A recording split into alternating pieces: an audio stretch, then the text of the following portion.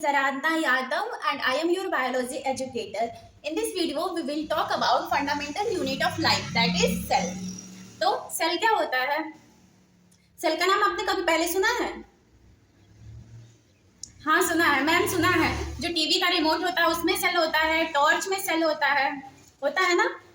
लेकिन उस सेल की बात हम अभी नहीं करेंगे, उस सेल की बात हम फिजिक्स में करेंगे। यहाँ पे हम बायोलॉजी में जो सेल होता है उसकी बात करेंगे। तो सेल क्या होता है, यहाँ पे मैंने डेफिनेशन लिख दिया है। Cell is the fundamental structural functional smallest unit of life. क्या होता है? सेल जो होता है फंडामेंटल यूनिट होता है, स्ट्रक्चरल यूनिट होता है, फंक्शनल और स्मॉलेस्ट यूनिट ऑफ लाइफ होता है। लाइफ का मतलब क्या होता है? Living organism. सारे के सारे लिविंग ऑर्गेनिज्म में जो होता है सेल पाया जाता है। क्या मैम बिना लिविंग सारे लिविंग ऑर्गेनिज्म में सेल पाया जाता है क्या? कोई ऐसा ऑर्गेनिज्म है जिसमें सेल नहीं पाया जाता है? तो बेटा ऐसा कोई भी ऑर्गेनिज्म नहीं होता है, बिना सेल के कोई भी लाइफ एग्जिस्ट नहीं करती है। यहाँ पे लिखा है स्मॉलेस्ट। सेल जो होता है स्मॉलेस्ट यूनिट है, यानी कि हमारी जो नेकेड आइज है उससे हमें सेल दिखाई नहीं देता। अब यहाँ पे लिखा है कि cell is the fundamental structural and functional unit. Basic unit है लाइफ की, इसके बिना जो होता है लाइफ एग्जिस्ट नहीं करेगा। स्ट्रक्चरल एंड फंक्शनल, यहाँ पे लिखा है ना structural and functional unit. Structure का मतलब ये हुआ कि सारे जो सेल होता है उसी की वजह से जो होता है ऑर्गेनिज्म का जो होता है स्ट्रक्चर होता है, और उस सेल की वजह से ही जो होता है ऑर्गेनिज्म में फंक्शन परफॉर्म होता है। मैम ये कैसे? तो बताती हूँ, एक बार फिर से डेफिनेशन को रीड करेंगे। Cell is the fundamental structural functional smallest unit of life. सारे के सारे लिविंग ऑर्गेनिज्म में जो होता है सेल पाया जाएगा, छोटे से छोटा और बड़े से बड़ा। जैसे कि छोटे से छोटा की बात करें तो अमीबा, पैरामीशियम, बैक्टीरिया, इन सारे में जो होता है वो सेल पाया जाएगा। और बड़े से बड़े ऑर्गेनिज्म जैसे कि ह्यूमन हो गए और प्लांट्स हो गए, अगर वो कहीं भी रहता हो उसमें जो होता है सेल पाया जाएगा। और सेल की वजह से डिफरेंट टाइप के फंक्शन परफॉर्म होते हैं हमारी बॉडी में। डिफरेंट टाइप के फंक्शन जैसे कि डाइजेशन, एक्सक्रीशन, रेस्पिरेशन, रिप्रोडक्शन, ये सारे फंक्शन होते हैं ना, तो वो सेल की वजह से होते हैं। मैम ऐसे कैसे? सेल की वजह से इतने बड़े बड़े फंक्शन होते हैं? तो हाँ बेटा, सेल की वजह से ही ये डिफरेंट टाइप के फंक्शन परफॉर्म हो पाते हैं। तो चलिए यहाँ पे देखते हैं हम। तो ये क्या है, यहाँ पे मैंने बनाया है एक सेल है ये, ठीक है, ये हो गया एक सेल। सेल जो होते हैं डिफरेंट टाइप के सेल जो होते हैं ह्यूमन बॉडी में पाए जाते हैं। तो अगर ये सेल जो होते हैं, जैसे हम क्या होते हैं सिमिलर नेचर वाले लोग मिलते हैं तो क्या दोस्त बन जाते हैं? आप लोग दोस्त बन जाते हैं ना सिमिलर नेचर वाले। तो ऐसे ही जो है सेल जो होता है अगर सेम टाइप का होता है, सेम फंक्शन करता है, तो वो जो हो जाते हैं एक दूसरे से मिलके जो होते हैं टिश्यू बना लेते हैं। तो टिश्यू क्या होता है? Group of cell. इन सारे सेल की दोस्ती हो जाती है तो वो बन जाता है टिश्यू। तो ये ढेर सारे टिश्यू बनते हैं। फिर जो होता है टिश्यू जो होता है और आगे चल के बनाता है ऑर्गन। अब ऑर्गन क्या होते हैं? आप किसी ऑर्गन का नाम बता सकते हो? ह्यूमन बॉडी में तो ढेर सारे ऑर्गन होती हैं, आपको तो पता ही होगा। देखो जैसे कि ऑर्गन में क्या हो सकता है, जैसे कि लिवर हो गया, किडनी हो गया, पैंक्रियाज हो गया, ये सारे क्या है? ऑर्गन ही तो हैं। तो मैम हमें तो ये ऑर्गन पता है। अब ये ऑर्गन आगे चल के क्या बना सकता है? ऑर्गन से ऑर्गन सिस्टम बनता है, ऑर्गन सिस्टम। अब ये ऑर्गन सिस्टम क्या होता है? ये ऑर्गन जो मिलते हैं वो ऑर्गन सिस्टम बनाते हैं। जैसे कि क्या हो गया, ढेर सारे सिस्टम हमारी बॉडी में पाए जाते हैं, जैसे कि डाइजेस्टिव, रेस्पिरेटरी, एक्सक्रीटरी, ये सारे जो होते हैं डिफरेंट टाइप के फंक्शन, डिफरेंट टाइप के ऑर्गन सिस्टम ही हैं, ठीक है। तो ऑर्गन सिस्टम में ऑर्गन कैसे ऑर्गन सिस्टम बना रहा है? जैसे कि देखो बेटा, जो हमारा माउथ है, ओइसोफेगस है, स्टमक है, इंटेस्टाइन है, ये सारे डिफरेंट ऑर्गन हैं। और ये जो होते हैं ये मिल जाते हैं तो हमारा क्या बनता है? डाइजेस्टिव सिस्टम बनता है। तो उसी टाइप से जो होते हैं और भी ऑर्गन मिलते हैं, तो एक्सक्रीटरी सिस्टम, रिप्रोडक्टिव सिस्टम और सारे सिस्टम बनते हैं। तो ऑर्गन सिस्टम से और आगे क्या बनेगा? ऑर्गन सिस्टम से हमारी बॉडी बन जाएगी, ठीक है। तो ये सबसे स्मॉलेस्ट वन था सेल, और बाद में बन गया बॉडी। तो सेल से जो होती है वो बॉडी बन गई। छोटे से छोटा सेल था और बन गया बॉडी। बॉडी तो बहुत कॉम्प्लेक्स होती है, तो ऑर्गन सिस्टम से बन जाता है बॉडी। तो याद रखना है कि सेल से बना टिश्यू, टिश्यू से बने ऑर्गन, ऑर्गन से ऑर्गन सिस्टम से बॉडी। तो ये हो गया। अब समझ में आया कि कैसे सेल से बॉडी बन जाती है। अभी हमें मैम ये सेल इतना इंपॉर्टेंट है तो इसको किसने डिस्कवर किया था, ये दिमाग में क्वेश्चन आ रहा होगा ना आपको। तो चलिए जानते हैं कि कौन इसको डिस्कवर किया था सबसे पहले। तो क्या लिखेंगे आप? हिस्ट्री ऑफ सेल, ठीक है। हिस्ट्री पढ़ते हैं इसकी थोड़ी सी। तो सबसे पहले जो है एक साइंटिस्ट थे जिसका नाम था Robert Hooke. Robert Hooke sir थे। तो ये क्या किए, एक दिन इन्होंने खुद माइक्रोस्कोप लिया, बनाया हुआ था, खुद का डिजाइन किया हुआ इनका माइक्रोस्कोप था। तो उसको लेके घूमते रहते थे। अब बेटा हमारे जैसे होते नहीं थे कि थोड़ा सा टाइम मिला तो रील्स देखना शुरू हो जाता है।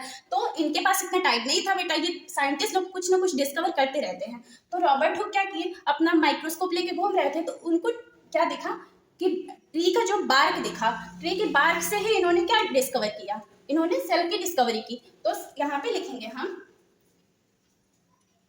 discover cell from cork। Cork से इन्होंने क्या किया, कॉर्क जो होता है वो बार्क ऑफ ट्री में होता है, यानी कि कॉर्क का मतलब हो गया बार्क ऑफ ट्री। तो वहां से इन्होंने रॉबर्ट हुक ने डिस्कवर किया था सेल को। और तब तो सेल नाम भी नहीं था ना, तो इन्होंने ही इसका नाम जो है वो टर्म दे दिया, इसका नाम दिया इन्होंने सेल। अब सेल क्या है, सेल जो होता है एक लैटिन वर्ड होता है। तो ये याद रखेंगे हम कि सेल जो होता है वो क्या है, लैटिन वर्ड है। अब देखो बेटा ये क्या होता है, कॉर्क का मतलब यहाँ लिख सकते हैं हम लोग, कॉर्क मतलब bark of tree, bark of tree.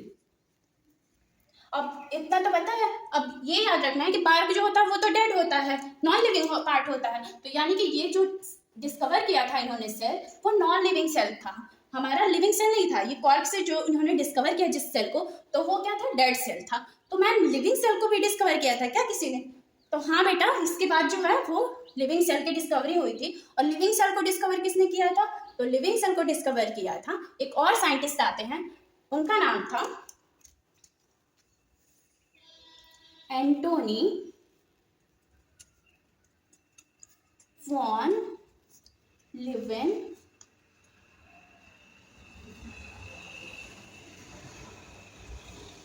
Antony von लिवेनहुक जो थे उन्होंने डिस्कवर किया था। और ये रॉबर्ट हुक जो है किस ईयर में डिस्कवर किए थे? तो इन्होंने 1665 में डिस्कवर किया था। उसके 8-9 साल के बाद ये आते एंटोनी वॉन लिवेनहुक और इन्होंने डिस्कवर किया था लाइव सेल को, डिस्कवर फर्स्ट लिविंग सेल। ठीक है बेटा, कितना समझ में आ गया? तो देखो हिस्ट्री में इसकी पढ़े हम लोग, रॉबर्ट हुक और एंटोनी वॉन लिवेनहुक दो साइंटिस्ट हैं। थोड़ा हुक हुक में कंफ्यूज नहीं होना है, दोनों के नाम में एक है। रॉबर्ट हुक जो है वो डेड सेल को डिस्कवर किए थे और एंटोनी वॉन लिवेनहुक जो है वो लिविंग सेल को डिस्कवर किए थे। तो आई होप ये सारी चीजें तो आपको समझ में आ गई होंगी।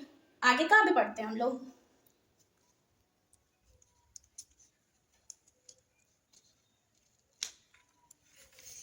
आज से हम लोग पढ़ेंगे सेल थियरी। तो सेल थियरी क्या होती है मैम, इसको किसने दिया था? तो सेल थियरी को दिया था, सेल थ्योरी पढ़ने के लिए सबसे पहले हम जान लेते हैं, यहाँ पे दो साइंटिस्ट हैं, एक का नाम है स्लाइडेन,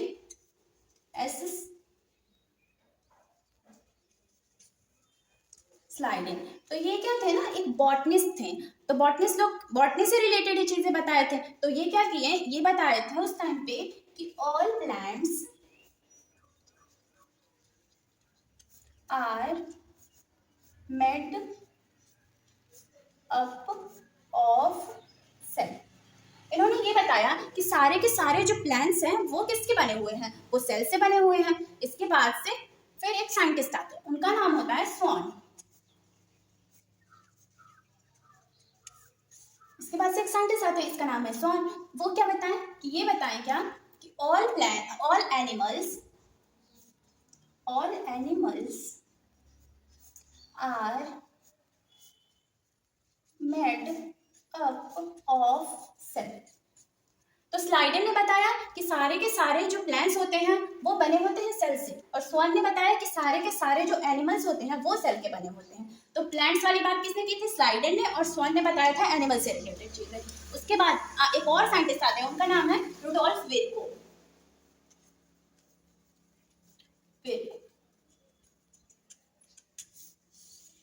अब ये क्या बताते हैं, ये बोले थे ओमनिस सेलुला ई सेलुला, ओमिनिस सेलुला ई सेलुला। मैम इसका क्या मतलब है, हमें तो हिंदी और इंग्लिश लैंग्वेज आती है, अब ये कौन सी लैंग्वेज है? तो इसका मतलब बस समझ लेना, लैंग्वेज नहीं हमें सीखना है। इसका मतलब ये होता है, रुडोल्फ वेर्को ने बोला था ओमेनिस सेलुला ई सेलुला, मतलब कि all cell arises from pre-existing cell। इन्होंने बताया ओमेनिस सेल्ला ई सेल्ला का मतलब होता है कि ऑल सेल, ऑल नई सेल जो होती हैं वो बनी होती है प्री एग्जिस्टिंग सेल से। इसका मतलब क्या हुआ कि जो ये सेल है, मान लो ये सेल है, ये कैसे बनी है? तो ये बनी है इसके पहले वाली सेल से। ये इसके पहले वाली सेल जो है वो डिवाइड हुई होगी, तब जाके ये सेल बनी होगी, ठीक है बेटा। अब ये वाली सेल कैसे बनी होगी? तो ये वाली सेल बनी होगी, इसके पहले वाली सेल जो डिवाइड हुई होगी तो ये वाली सेल बनी होगी। अब ये वाली सेल, इसके पहले वाली ये सेल कैसे बनी होगी? तो ये जो होते इसके पहले भी सेल जो होंगी वो डिवाइड हुई होंगी, तो ये वाली सेल बनी होंगी। तो ऐसे जो है नई सेल जो बनती है वो पुराने वाली जो प्री एग्जिस्टिंग सेल है उसके डिवीजन से बनती है। तो इतना समझ में आ गया आप लोगों को? आगे बढ़ते हैं।